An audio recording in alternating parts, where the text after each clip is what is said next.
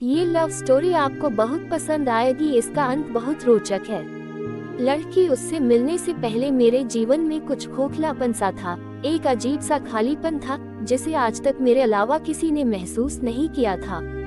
क्योंकि मैं स्वभाव से बहुत चंचल थी, इस कारण मैं कॉलेज में भी और घर में भी लोगों से घिरी रहती थी। इसके बावजूद कि मैं बहुत बोलती थी, मेरे जीवन का एक दूसरा पहलू भी था और जीवन के उस हिस्से में आने की इजाजत मैंने किसी को नहीं दी थी। बाहर से खुश दिखाई देने वाली लड़की जिसे लोग हर पल हंसते खिलखिलाते देखते थे, उसके बारे में ये अंदाजा तक नहीं लगाया जा सकता था कि वो अंदर से इतनी अकेली होगी, ढेर सारे दर्द अपने भीतर समेटे हुए होगी। मैंने अपने आसपास एक घेरा सा बना लिया था, कोई भी मेरे द्वारा बनाए गए दायरों को नहीं तोड़ सकता था। मुझे इस बात पर यकीन नहीं हो रहा था कि वो लड़का मेरे बनाए गए दायरों को तोड़कर मेरी सोच में समाता चला जा रहा है। शुरू में उससे बात करना महज एक औपचारिकता थी। ये अलग बात थी कि आज तक उसने इस बात को मेरे सामने कभी जाहिर नहीं होने दिया था। मुझे छोटी से छोटी तकलीफ होने पर उसे मुझसे ज्यादा दर्द होता था। कोई ऐसे भी किसी को चाह सकता है, यकीन करने में बहुत वक्त लगा, लेकिन समय के साथ मुझे इस बात का एहसास हो गया कि ये लड़का मेरी चिंता करता है, मेरा ख्याल रखता है। उसके प्यार में पागलपन था, मेरी खुशी के लिए वो कुछ भी कर देता था। उस लड़के ने बिना इस बात का जिक्र किए कि उसे मुझसे बातें करना अच्छा लगता है, मेरे साथ वक्त बिताना अच्छा, बड़ी ही चालाकी से मुझसे दोस्ती के लिए पूछा। उस दिन संयोग से हम दोनों कॉलेज जल्दी आ गए थे और क्लासरूम में कोई नहीं था। उसने कहा कि क्या मैं तुम्हारा हाथ पकड़ सकता हूँ। पहले तो मुझे बड़ा आश्चर्य हुआ कि आज इस लड़के को क्या हो गया है, ये इस तरह की बातें क्यों कर रहा है, लेकिन मुझे उस पर पूरा भरोसा था। उसने इतनी ऑनेस्टली मेरा हाथ मांगा कि मैं उसे मना नहीं कर पाए और मैंने उसे अपना हाथ दे दिया। उसने मेरा हाथ अपने हाथों में लिया और कहा, क्या तुम मेरी दोस्त बनोगी? तुम मुझे अच्छी लगती हो और मैं तुम में एक अच्छा दोस्त देखता हूँ, अच्छा इंसान देखता हूँ और मैं चाहता हूँ कि मैं जिंदगी भर तुम्हारा दोस्त बनकर तुम्हारे साथ रहे। उसने इतनी ईमानदारी से अपनी बात को मेरे सामने रखा कि मैं ना नहीं कर पाए और मैंने हाँ कर दिया। उस दिन उसने बस इतना ही कहा और चला गया। मुझसे दोस्ती करने की खुशी मैं साफ साफ उसके चेहरे पर देख सकती थी। मैंने इस बात को बड़े हल्के में लिया, हालांकि मुझे ये सोचकर दिन भर बहुत हंसी आ रही कि किस तरह से डरते डरते उसने मेरा हाथ पकड़ा था। मेरे आसपास रहने वाले लोग ये देखकर समझ गए थे कि जरूर कोई बात है। अब हम दोनों दोस्त बन गए थे और उसने बड़ी ही चालाकी से मुझसे किसी भी वक्त फोन पर बात करने की इजाजत मांग ली थी। अब वो मुझसे फोन पर बातें करने लगा।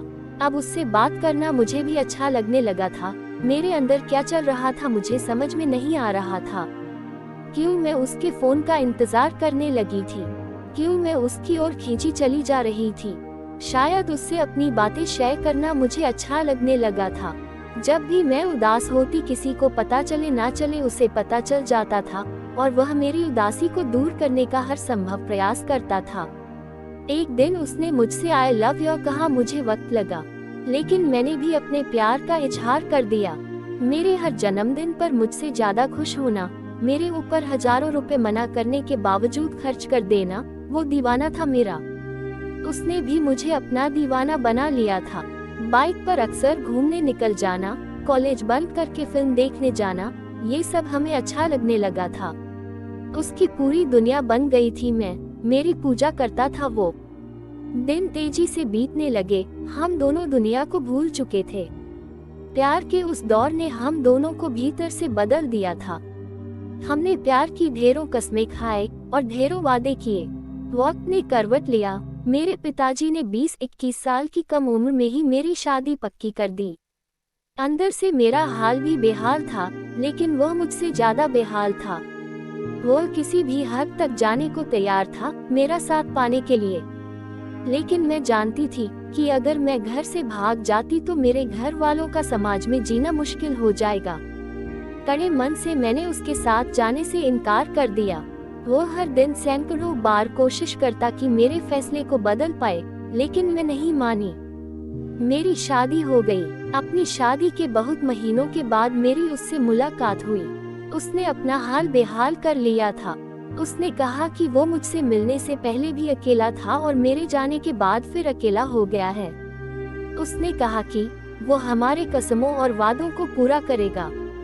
वो कहता है कि प्यार की लड़ाई तो वो हार गया है, पर प्यार की जंग जरूर जीतेगा वो कहता है कि तुम भले मेरा साथ न दे सको, मेरा प्यार तो मेरे साथ है ना। मेरे प्यार के सहारे उसने जिंदगी में आगे बढ़ने की ठानी है।